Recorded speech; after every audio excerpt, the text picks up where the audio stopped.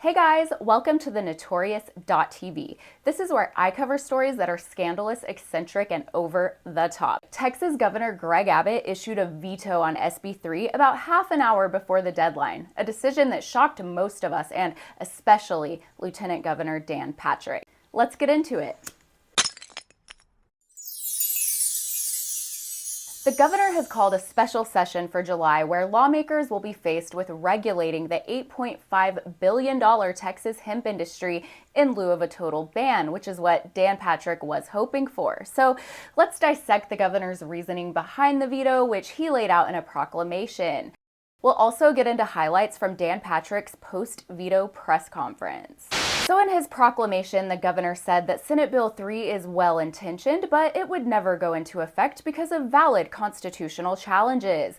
Litigation challenging the bill has already been filed, and the legal defects in the bill are undeniable. If I were to allow Senate Bill 3 to become law, its enforcement would be enjoined for years, leaving existing abuses unaddressed. Texas cannot afford to wait.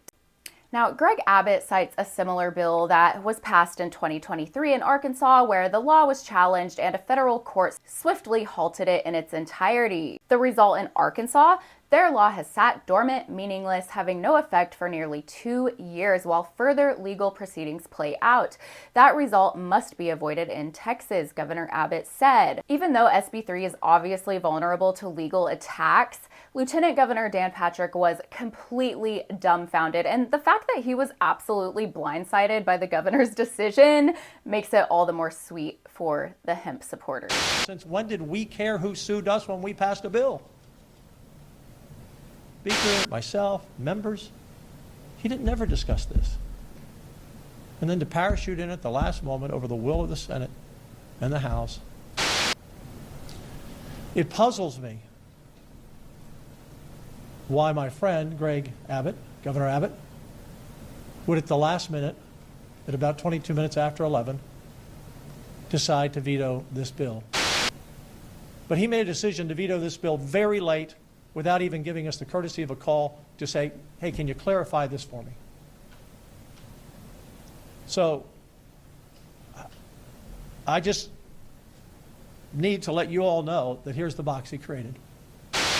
Now, SB3 would have so rudely criminalized manufacturing, distributing, or possessing consumable hemp products that contain another cannabinoid besides CBD and CBG. Seriously, what is up with them cherry-picking CBD and CBG? Like, what about non-psychoactive THCV, which people use for weight loss and to relieve symptoms of Parkinson's disease? What about CBN, which is commonly used as a sleep aid and is known for its anticonvulsant properties?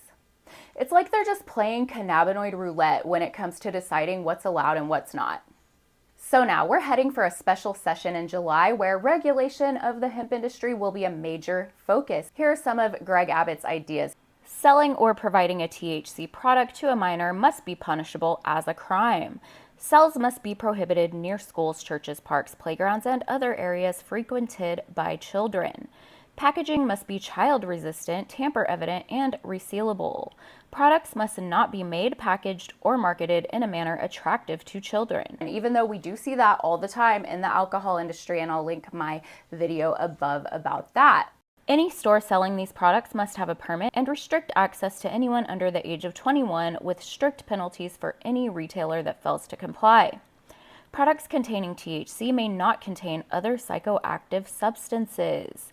Testing must be required at every phase of production and manufacturing, including for both plants and derivative consumable products. Manufacturing and processing facilities must be subject to permitting and food safety rules.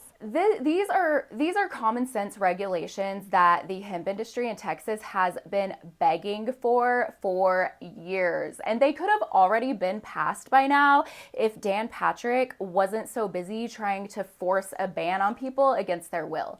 That's where all of his effort has gone. There hasn't even been a discussion about, hey, can we make some common sense regulations instead of banning this? Maybe there are things we can do to protect children without stimulating a black market. But let's go on, and honestly, Greg, this is where you kind of lose me. Permit and registration fees must suffice to support robust enforcement and testing by the Texas Alcoholic Beverage Commission in partnership with other state agencies. And this is what I don't understand. Literally, no one thinks putting enforcement under the TABC umbrella makes sense. Hemp is a unique industry and deserves its own regulatory body. Texas has a huge surplus of money that they're always bragging about, so how about we put some of that to good use and effectively regulate the hemp industry? Let's make an investment in this area so that we don't run into problems in the future. Dan Patrick even said it during his press conference that the TABC doesn't have the capacity or the desire to enforce regulations for the hemp industry. Because one of the things that someone on the TABC told me, thank goodness you're doing this, because we couldn't possibly inspect it. Because we don't inspect liquor. We don't go and open a bottle of Jack Daniels and see if it's the real deal. I'm going to leave a link to Governor Abbott's proclamation in the comments for anyone that's interested in reading the rest of his ideas. What ideas do you have? Tell me in the comments. But let's take it back to Dan Patrick's press conference. Dan relied heavily on last week's strategically timed hemp raids in North Texas to make his point. This past Tuesday, or I guess it was this past Tuesday, we had a drug bust, by the Allen Police Chief and the Department of Enforcement for Drugs, DEA. They confiscated 34 tons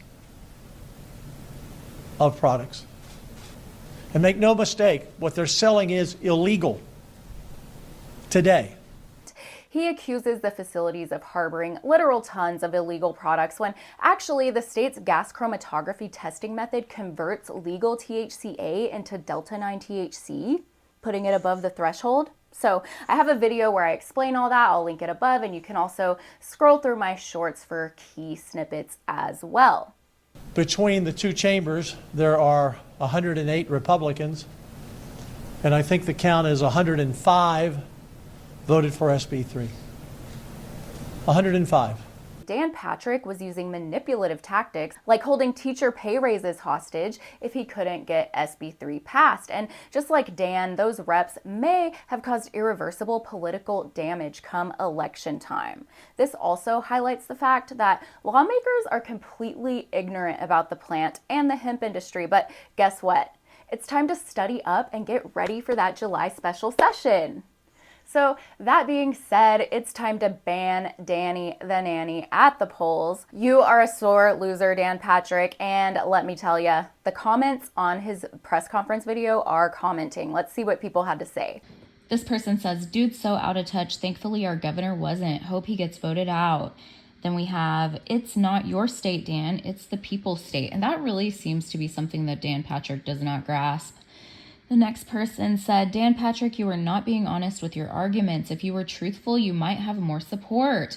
Yeah, I totally agree with that. I think that Dan Patrick's lack of transparency was just so obvious and people were not falling for it. I think if he was more authentic, he would get a lot further. They go on, what do you mean you do not have enough people to regulate? You regulate everything else. Again, so much dishonesty.